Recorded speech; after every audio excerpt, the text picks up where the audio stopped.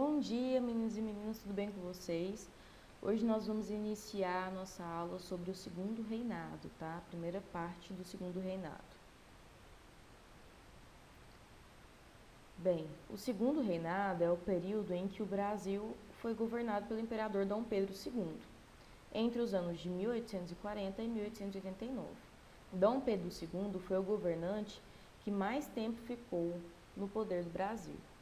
Ele assumiu o trono brasileiro com apenas 14 anos de idade, logo após o golpe da maioridade, que encerrou o período regencial e foi deposto em 15 de novembro de 1889, quando militares proclamaram a República, Foi o fim do Brasil Império. Contexto histórico do Segundo Reinado. O Brasil Império teve início em 1822, Logo após a independência, e estendeu-se até 1889, que foi quando terminou o Segundo Reinado, com a proclamação da República. Ao contrário das antigas colônias espanholas na América, que após a independência tornaram-se repúblicas, o Brasil seguiu o caminho do império, isso é, da formação de um governo central como monarca com poderes absolutos, Então, o que é o Brasil Império? Você tem ali um governo central com uma pessoa que manda em tudo, Ele tem poder absoluto sobre qualquer coisa. Historicamente, dividimos o Brasil Império em 3 períodos, que é o primeiro reinado, que vai de 1822 até 1831, o período regencial, que vai de 1831 a 1840, e o segundo reinado, que vai de 1840 a 1889. Bem, Dom Pedro II governou o Brasil por 50 anos. Foi o homem que mais ocupou o poder na nossa história.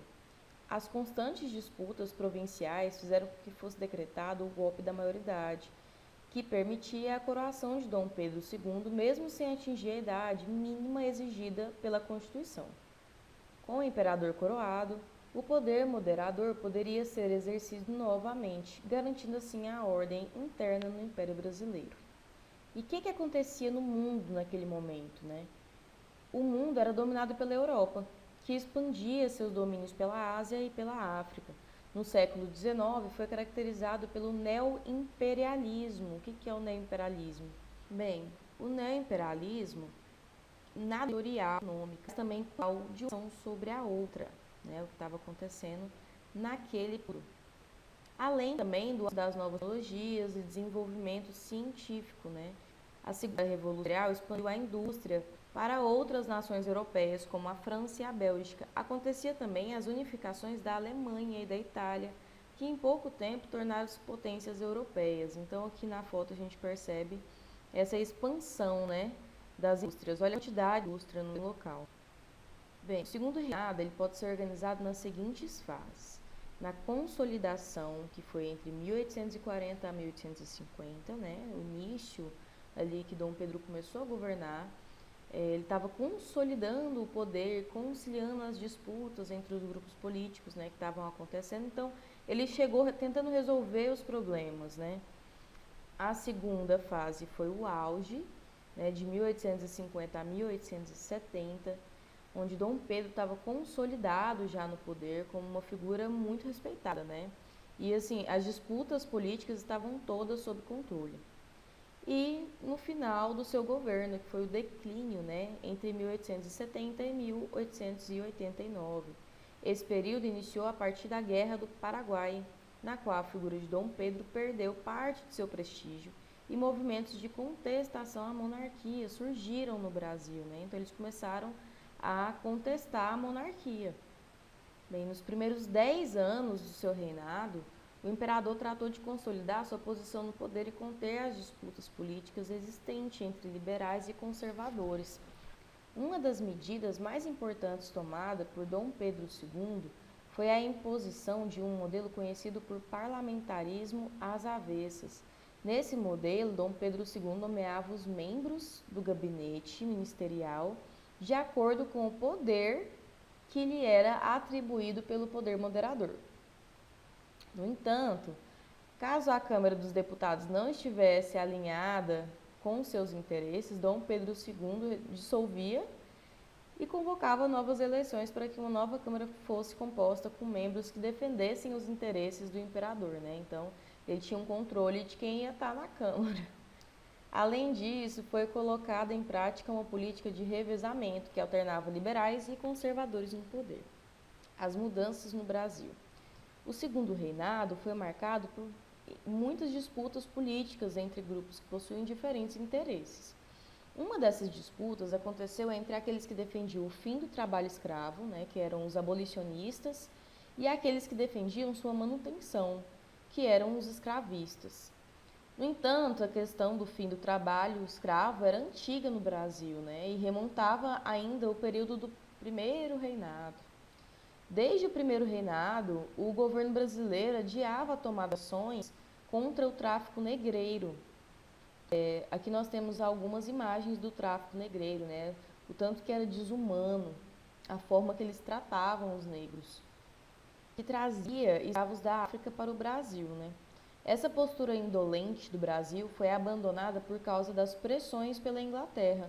O resultado disso foi a aprovação da Lei Eusébio de Queiroz. O que é a Lei Eusébio de Queiroz? É a proibição do tráfico negreiro da África para o Brasil. Ela acontece a partir de 1850 e não tem mais esse comércio, né, no Brasil de uma maneira concreta. A partir daí, a mão de obra escrava no Brasil tornou-se mais rara e, portanto, mais cara.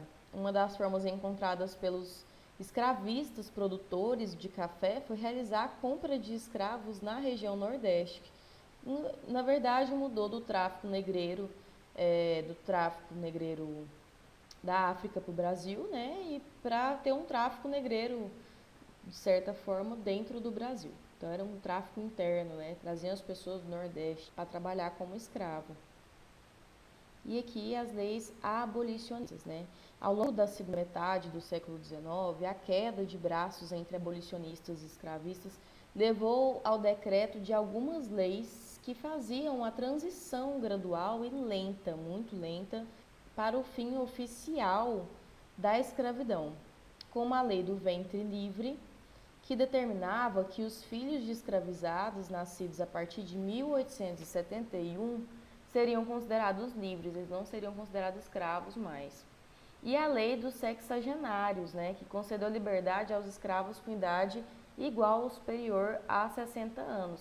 E, na verdade, assim, mesmo sendo libertos, eles ainda sofriam muito, né, sofreram durante muitos anos, porque, apesar de não estar sendo escravizado mais, eles, de certa forma, ficavam sem muito para onde ir, porque as pessoas não tinham essa recepção, né?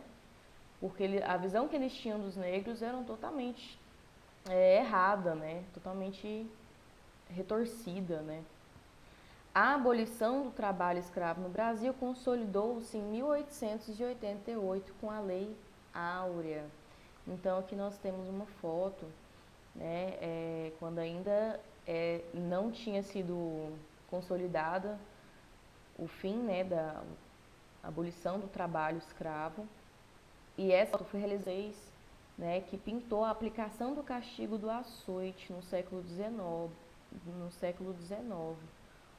Essa obra representa sessões de tortura aplicadas aos negros durante a escravidão no Brasil, amarrada a um tronco, um homem nu da cintura para baixo. Ao lado esquerdo, o torturador da chibata. Em 1888, ocorreu a abolição do trabalho escravo no Brasil. Essa é a primeira parte do segundo reinado que eu queria explicar para vocês. Façam a atividade no fórum e façam no caderno, tá, gente? Porque vocês vão tirar a foto e colocar no portfólio. Eu espero que todos tenham um ótimo dia.